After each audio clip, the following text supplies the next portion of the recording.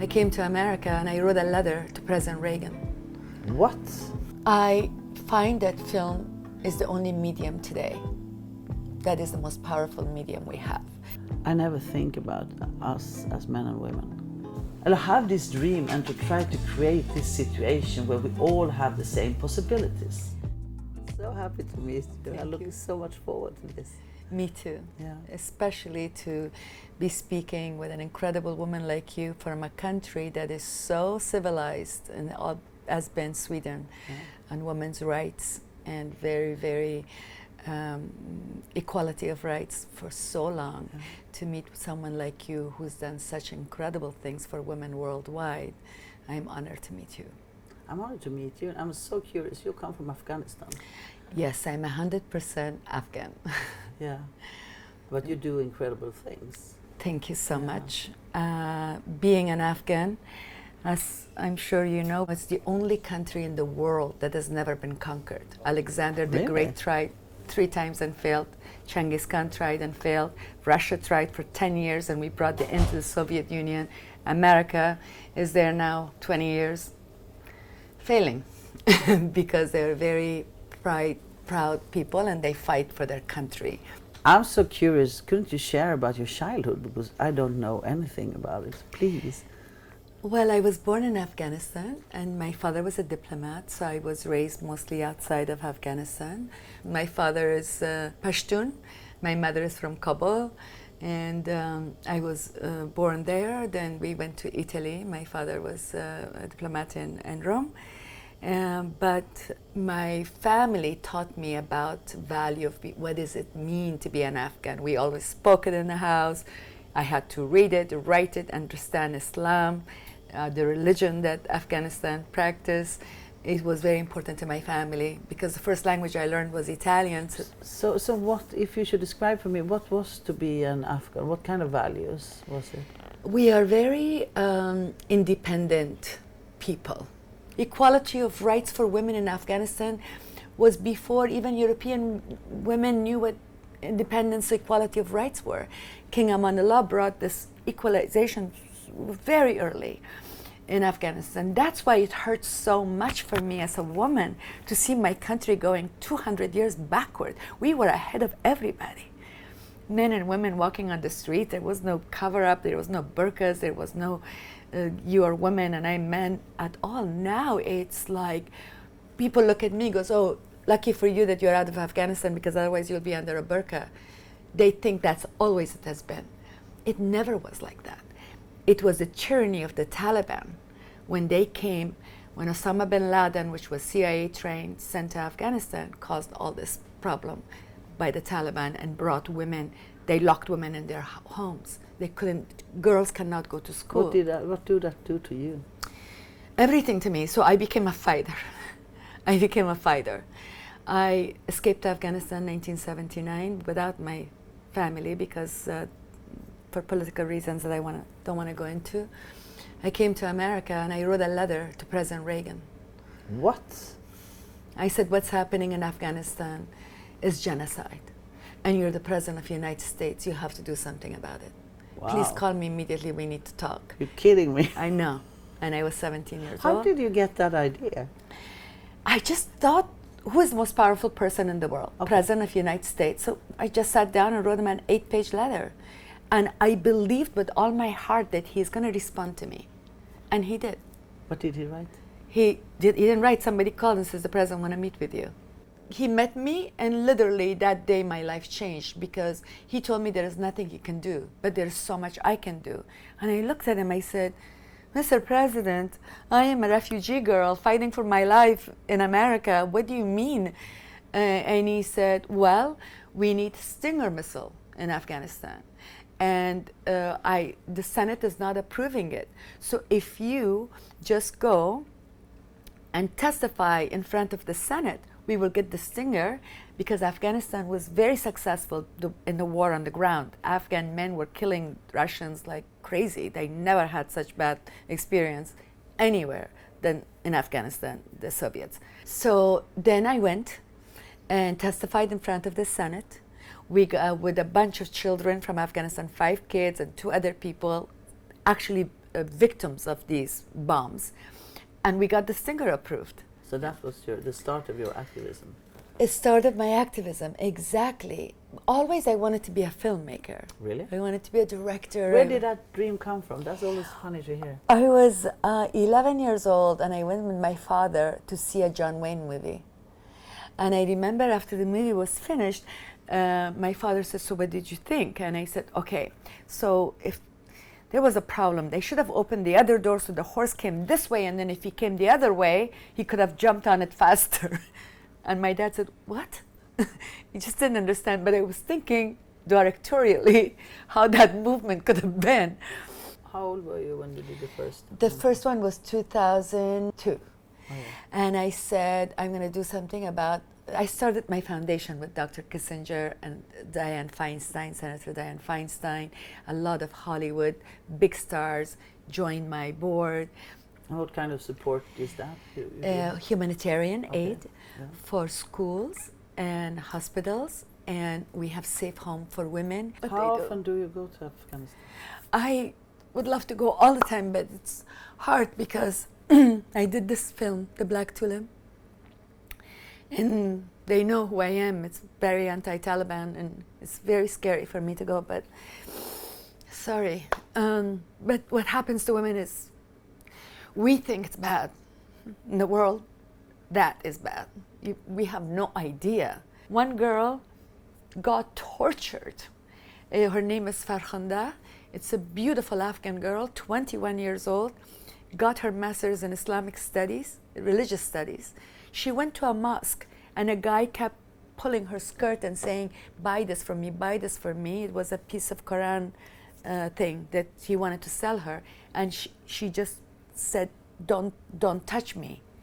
I don't believe in this voodoo stuff. I know what God is. I don't believe in what you're selling me. And he just screamed, and he said, "This woman just threw the Quran away." And hundreds of people, men, went after this one woman. They stoned her. They put her on a roof, and they threw her from the roof to the ground. Then they had 3 cars go over her. I have footage of this. I want to make a documentary about her. And then they took her by the river. While everybody was watching, men and women, they burned her alive. And then when women became empowered after they saw that, they said no man can touch her body. So in Islamic law, you men carry the body of men and women. Only women were allowed to touch her body. But it was the first time you saw the most incredible march of women against brutality and men, and they stood up straight, with burqa, without burqa. They didn't care. They just went for a fight. What inspired you to get into the film? I find that film is the only medium today that is the most powerful medium we have, because there is no place we can go now without our phone, without somebody ringing, without being distracted, somebody talking, checking your text, ringing phone, email.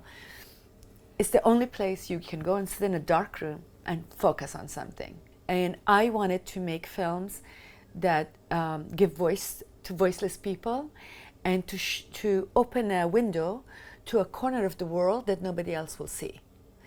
That is my motivation, and that's why I'm a filmmaker. First thing I did was a documentary called The Breadwinner. It's a story of a 8-year-old boy who supports 7 family members by selling newspapers and calendar because his parents were injured by the Taliban, and how this boy goes to school and one day in his life. That was for my foundation, as you asked me before, to show to my board members, this is what's happening, and that's why we're supporting Afghanistan. That documentary went to the White House, went to the Senate, went to the Congress, Council of Foreign Relations, Columbia University, Harvard University, Oxford. I mean, everybody wanted this documentary. And in the process, in the Senate, the funding for humanitarian aid in Afghanistan tripled because of that one tiny little film, because like 53 senators showed up to see it. It's just unheard of for that to happen, and they changed policy. Then I realized I can do more. I can do better. So I found out the true story of a woman that is trying to open a restaurant today in Afghanistan because she has a bookstore and she wants to open a restaurant. And the Taliban tortures this family in the horrific way, and that was the story of the Black Tulip, which it became the official submission to the Oscars, and we won 11 film festivals. And that, happy to hear that. Thank you. And that gave me even more bravery to risk more, to do something else for the world. And I believe that you have no business becoming a filmmaker if you don't have a point of view, a very strong point of view, and you know your subject, what you're shooting and what you're doing. And you shot it in Afghanistan? I shot in Afghanistan, and was that in easy Iran. To be there? Well, I shot Black Tulip completely in Afghanistan. Yeah. And it was hell on earth. Okay. I got kidnapped, I got tortured. What? Oh yeah, I wrote a book about it called Will I Live Tomorrow? And in that book is a diary from day one when I arrived in Kabul until the last day I leave. It changed me completely as a human being, that film, because... Did you have to wear a burqa and all this? No, I didn't, purposely. I just wanted to show women. I had about 120 Afghan crew and a few American, which all... My cinematographer, which was introduced to me by Oliver Stone, big man, 6'4", 6'6", came to Afghanistan, lasted 11 hours. When I came home, after 3.5 months of shooting, in Los Angeles, I looked at the mirror in my bathroom. I saw my face. What did you see? Oh, wow, I just looked. These words out loud came out of my mouth. I said, nice to meet you. Mm. Like, seriously. So it was a new you? It was a completely new me. Wow. That fragile girl that was scared, that thought was brave, and I'm going to make it, had no idea what's coming my way. Thank God I didn't. I knew it was war zone, but I didn't think bomb are dropping at me and men are going to come with gun every 5 minutes in my head. To the point that I became so brave, I would just look at them when they put the gun in my head. I said, either shoot or get away from me because I don't have time. And I remember one of the actors, Jack Scalia, came from America. He looked at me and he goes, are you kidding me? He goes, you know they're going to shoot you. I said, yeah, fine. I just don't have time fooling around all day long with their guns on my head. It just was... But where that bravery comes, I don't know. I think it's God's power. I only give it to God. I really, I assumed the position that I was chosen to do it, and I felt protected to do it. Do you think it is like that? I we do. are chosen to do things? Definitely. Definitely we're chosen. Every single one of us. There is not a boy, a girl, a man, a woman that is not chosen here to make a difference in this world. We all children of God, and we all have something that nobody else has. That with all my heart, I believe. IMU is very different in the sense of the Black Tulip. Is a story of a young boy that sees his father being slaughtered by the ISIS in front of his eyes. So one day the boy is passing the road and sees a little father, and inside he sees ISIS around the compound that he was working, his workshop, and he is very disappointed his father. His father decides that night to go to Germany, take his family and go to Germany, get out of Afghanistan. This is how Refugee starts. There is a big difference between refugees and migration. People don't understand. Oh, who cares? Nobody in the world wants to leave their home, their culture, their family, their religion, their schools, their mosque, churches. Nobody. They leave because they're going to die. But they are not people with buckets on their head from villages that they are treated like dogs behind these chain walls. Women with babies are stopped. You don't know where they come from. They are you. They are me. We have to look at the world this way. We are all the same. And how could we look at those people? They're begging for mercy for the wars we cause in their countries. We blow them up, and then we say, don't come here because you could be terrorists. Is it worth it at the end of the day? The kind of disrespect, the lose of integrity, the lose of self-pride that they go through. Wow, such a story. Helene, I'm really fascinated with you as being one of the pioneers on the women movements in Sweden. What do you think today is the right thing to do? How do you feel we can solve this problem that we're fighting? I never think about us as men and women. I'm a feminist, and being a feminist is to want a change. And I think what's really interesting, what kind of change do I want? What kind of world am I aiming for? And what I want all of us to be who we are, with the same possibilities.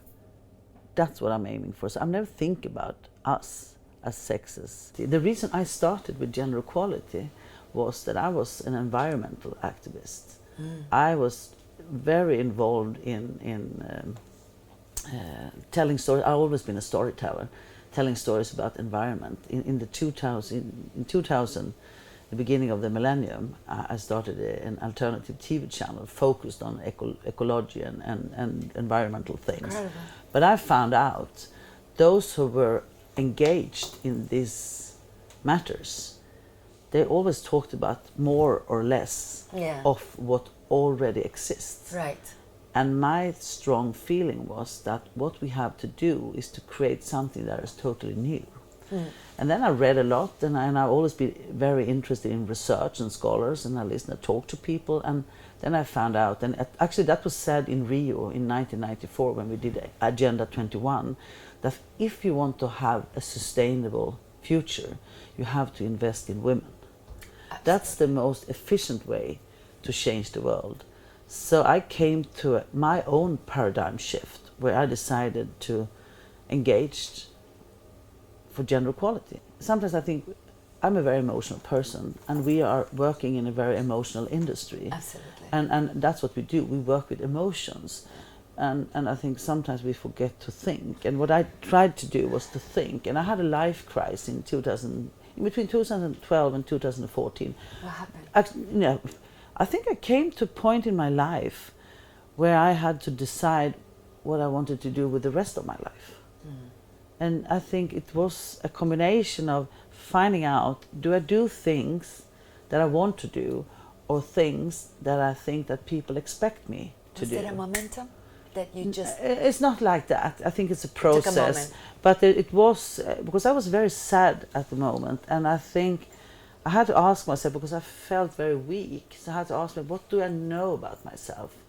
And that was in 2014, maybe. Now 2019, I'm the international president of Women in Film and Television. So incredible. Women in Film and Television has been an organization since the 1970s. Exactly. It started in Hollywood as a reaction to the male dominance Absolutely. in the film business.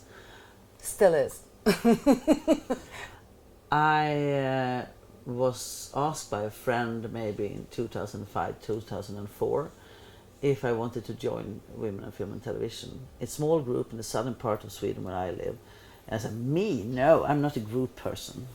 I'm not dealing with that. I always been quite, as I said, a strong person. So that was nothing for me. I was definitely not a feminist at that time. But then I started, and it started very calm, that I was in a group of women that talked. We shared experiences, and we started to talk to each other. And this feeling in that group was really the seed of my engagement, I think.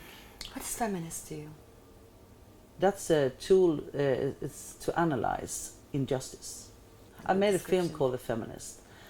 We have a feminist party in Sweden, and we studied her for 4.5 years, what she does. And what she did to me, to be close to her for this time, was to understand that it's not that emotional that a lot of people think. It's a word with a stigma. It is. But if you really study what it means and take away a lot of feelings, you will find the world you are talking about. You have a reaction that we live in a world who are kept in a very imbalanced Absolutely. relation. But it's isolated, thank God. Yeah, and I think that the situation you describe about a part of the world in relation to another part of the world in imbalance. Yeah. For me, it's the same concept as men as a group and women as a group, or people of color as a group and white men as a group. So you have this imbalance, and I think everything I do, like you, is to try to make a balance. Yeah. So feminist is just a tool. You could have another theory. What matters is to get this, have this dream and to try to create this situation where we all have the same possibilities. Absolutely. Just because you have another background or another color or another sexuality shouldn't mean you're less. You know, my background, I grew up with a single mother that was blind.